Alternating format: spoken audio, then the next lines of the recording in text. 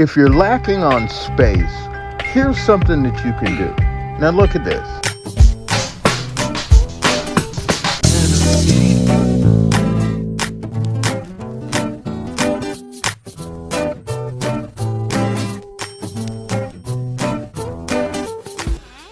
All right, this is tomatoes, and if you look in there, there's a beet growing in there along with some onion, all in the same. So if somebody tells you that you can't, that's not true. All right, see, it's even blooming already. All right, so this is what we did when we moved to Florida. We got a whole bunch of our moving containers and filled them with dirt. Check it out. This is what we did. And so we just did that whole thing up on tables. Well, I can't do it without a raised garden bed. Yes, you can. Go to Walmart, buy you some tables. Get you some tubs.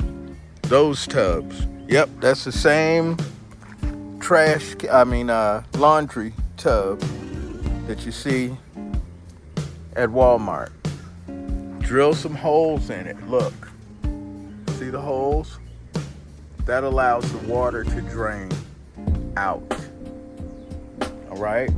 Some of my plants got bit back by the Arctic blast, like the celery. Hey, check it out. That celery was planted back in October. Made it through the entire winter. My radishes are now going to seed. I'm going to save those seeds. So I got to keep going to the store and buying more seeds. No, you don't. Let your stuff go to seed. Check it out. Got that? Let it go to seed. Collect the seeds. Save the seeds till next time.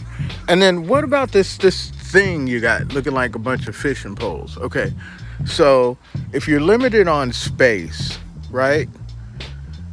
Why not make a trellis?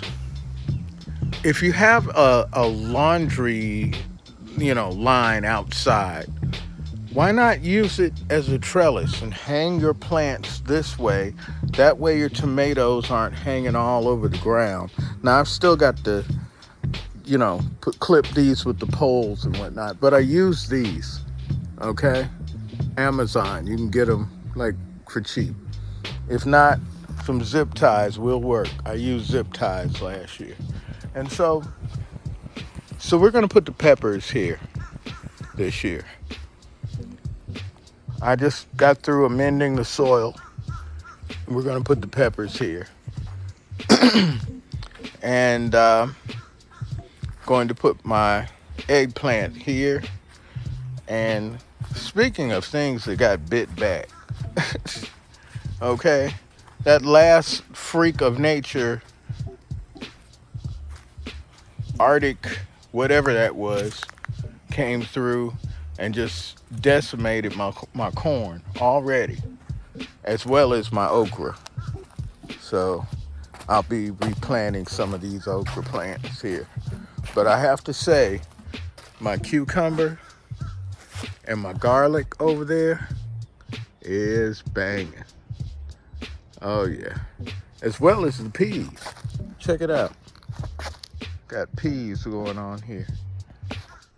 Now this is not like a big backyard. Okay? This is just like your average backyard. All right? Onions. Planted these onions back before the Arctic blast, and they're about halfway through. They're not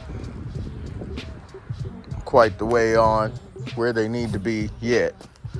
Got collards still hanging in there.